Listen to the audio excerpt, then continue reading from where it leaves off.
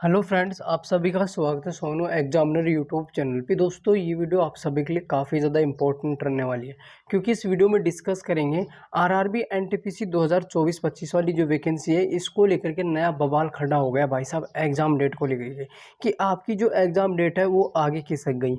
अब आगे खिसक गई तो दोस्तों किस कैंडिडेट को ज़्यादा फ़ायदा मिलेगा? सबसे ज़्यादा जो फ़ायदा मिलेगा भाई साहब, आपका सिलेबस अगर क्लियर है तो आपको बहुत ज़्यादा बेनिफिट मिलेगा। यानी कि आप सीबीटी 1 को दोस्तों फोड़ सकते हो, बढ़िया तरीके से सीबीटी 1 क्लियर कर सकते हो। अब मैं ऐसा क्यों कह रहा हूँ? क्योंकि आपकी एग्जाम डेट आगे खिसक गई तो जाहिर सी बात है आपके पास और समय है, यानी कि तैयारी करने के लिए। अगर आपका सिलेबस कंप्लीट नहीं हुआ है तो अब आप क्या कर सकते हैं, अपना सिलेबस कंप्लीट भी कर सकते हैं। तो मैं आप सभी दोस्तों को इस वीडियो के अंदर कंप्लीट इन्फॉर्मेशन दूंगा कि इसका एग्जाम कब शुरू हो रहा है और यानी कि सीबीटी 1 को कैसे क्लियर करें। तो चलिए दोस्तों वीडियो को शुरू करते हैं। तो वीडियो को शुरू करने से पहले सभी दोस्तों से सब एक ही रिक्वेस्ट है, यानी कि आप सभी दोस्तों से एक ही मांग है कि आप सभी दोस्त क्या कर लेंगे, चैनल को सब्सक्राइब करके वीडियो को लाइक करके दोस्तों के साथ वीडियो को शेयर कर देंगे। ठीक है, चैनल को सब्सक्राइब करके बेल आइकन को प्रेस कर लेना, जिससे कि आप सभी को आरआरबी एनटीपीसी 2024-25 के अकॉर्डिंग कंप्लीट इन्फॉर्मेशन समय समय पर मिलती रहे दोस्तों। तो चलिए दोस्तों वीडियो को शुरू करते हैं।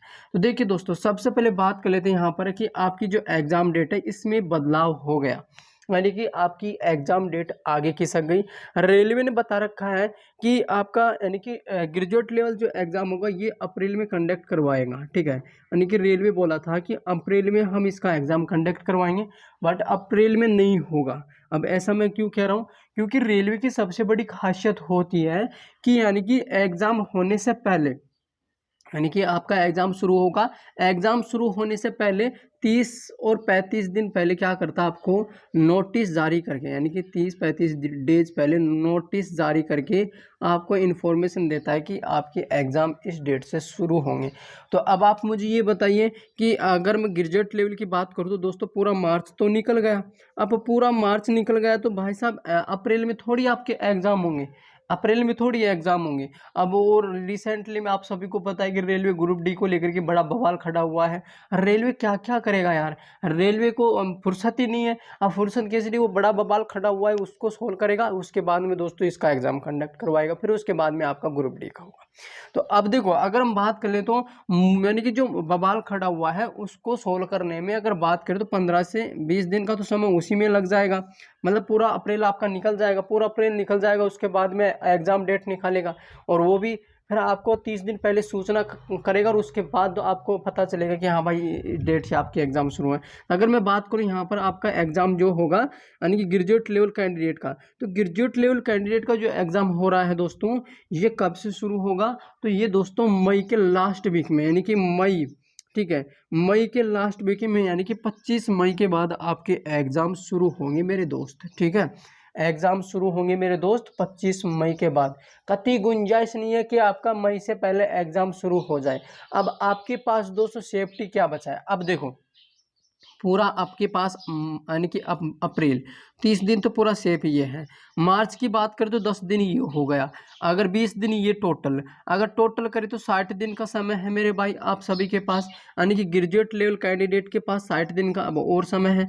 अब क्या करना है, इन 60 दिनों को कैसे कैसे यूज करना है, कहाँ कहाँ पर यूज करना है? तो स्टार्टिंग के जो 30 दिन है, यानी कि 30 डेज हैं स्टार्टिंग के, इनको क्या करना है, इनको आप सभी दोस्त अपने सिलेबस को कंप्लीट करने में लेंगे। जिस बहन भाई का सिलेबस क्लियर नहीं है, ठीक है, मैथ का, रीजनिंग का कोई चैप्टर बाकी है तो उसको कंप्लीट कर लो। इसके अलावा जीके का कोई टॉपिक अगर अधूरा रह रहा है, वो कंप्लीट नहीं है, तो उसको बढ़िया तरीके से यानी कि उसको पढ़ाई कर लो, नहीं कि बढ़िया तरीके से उसको पढ़ लो, रीड मार लो, बढ़िया तरीके से उसको कंप्लीट कर लो 30 दिन में, तो ये कर लो।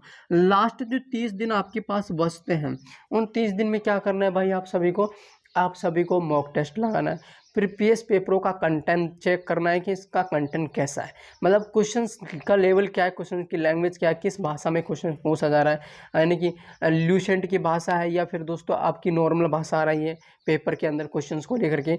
और मैथ का क्वेश्चंस का डेटा देखो कि भाई साहब बड़ा बड़ा डेटा आ रहा है कि नहीं आ रहा है, छोटा आ रहा है, कैसा आ रहा है, क्या क्वेश्चन किस तरह का बन रहा है। ये सारी बातें आप सभी को कहाँ पे मिलेंगी, प्रीवियस पेपरों में। प्रीवियस पेपरों में लगभग अगर मैं बात करूँ एनटीपीसी 2025 वाली वैकेंसी को लेकर के, तो प्रीवियस पेपरों में इसी वैकेंसी का 70% सिलेबस प्रीवियस पेपरों में छुपा है। अगर आपने पूरे प्रीवियस पेपर पढ़ लेना तो इस वैकेंसी को लेकर के, यानी कि 2025 वाली एनटीपीसी की वैकेंसी है, इसका आपका 70% सिलेबस क्लियर हो जाएगा भाई साहब, अगर आपने प्रीवियस पेपर पढ़ लिए। अब ये प्रीवियस पेपर ऐसा नहीं है कि एक शिफ्ट का पढ़ लिया, जय राम जी की खेल खत्म, जय भोलेनाथ की आ रहा है, ऐसा कुछ नहीं होने वाला। आपको 5 साल के प्रीवियस पेपर पढ़ने हैं, 5 साल के उठा लेना, क्लियर हो जाएगा CBT 1, यानी कि CBT 1 आपका क्लियर हो जाएगा। अब CBT 1 को कौन फोड़ेगा? जिस भाई बहन का पेपर सॉरी सिलेबस क्लियर है, पूरा का पूरा क्लियर है, तो भाई साहब वो 60 दिन में पूरा बढ़िया तरीके से मॉक टेस्ट, रिवीजन वगैरह ये सब करेगा, ठीक है। अब इसके बाद में ग्रेजुएट लेवल की बात करते हैं, इनका भाई साहब जुलाई में होने वाला है, यानी कि जुलाई में होगा। और ये दोस्तों 15 जुलाई के बाद, 15 जुलाई के बाद दोस्तों इसके एग्जाम शुरू होंगे, ठीक है।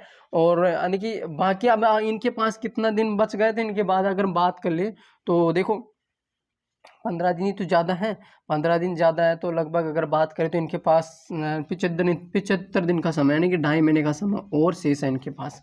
तो ये बढ़िया तरीके से इनके पास समय है। तो ये थी आप सभी के लिए आरआरबी एनटीपीसी 2025 एग्जाम डेट को लेकर कंप्लीट इन्फॉर्मेशन। इसके अलावा फिर भी कोई डाउट बना हो तो कमेंट कर देना, आपको रिप्लाई मिल जाएगा।